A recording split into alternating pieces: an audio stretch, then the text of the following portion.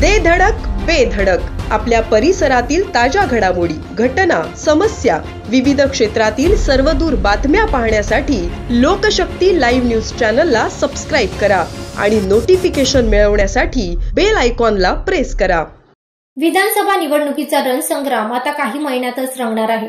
मात्र रायगडात निवडणुकीच्या आधीच महायुती आणि महाविकास आघाडीमध्ये अंतर्गत कलह रंगलेला दिसून येतोय। विद्यमान आमदारांविरुद्ध त्यांच्याच पक्षातील इच्छुकांनी दंड थोपटले आहेत, तर विरोधक देखील त्याच तयारीत रिंगणात उतरणार आहेत। त्यामुळे महायुतीत कर्जत, श्रीवर्धन, उरण व महाड या मतदारसंघांमध्ये बंडखोरी अटळ दिसत आहे। रायगड जिल्ह्यात 7 विधानसभा मतदारसंघ आहेत।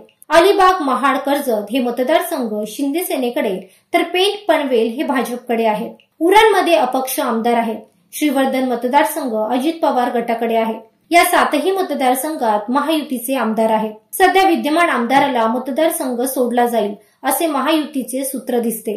मात्र महायुतीतच अनेक इच्छुकही आहेत।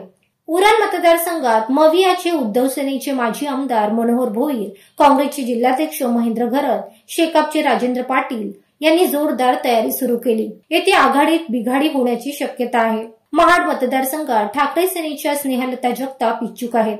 काँग्रेसनेही या मतदारसंघावर दावा केला। पनवेल आघाडीतील काँग्रेस, शेकाप यांच्यात देखील रस्सीखेच सुरू असल्याचे दिसते।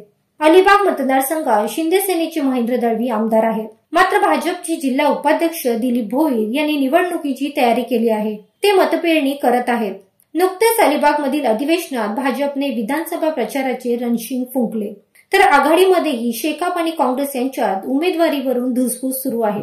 शेकापकडून चित्रलेखा पाटील, माजी आमदार पंडित पाटील, ॲडव्होकेट अस्वाद पाटील हे उमेदवार तयारीत आहेत। काँग्रेसचे प्रदेश सचिव ॲडव्होकेट प्रवीण ठाकूर हे सुद्धा इच्छुक असलेले दिसत आहेत। कर्जत खालापूर विधानसभा मतदारसंघात शिंदे सेनेचे महेंद्र थोरवे आमदार आहेत। राष्ट्रवादी काँग्रेस अजित पवार गटाचे सुधाकर घारे यांनी थेट प्रचारच सुरू केला आहे।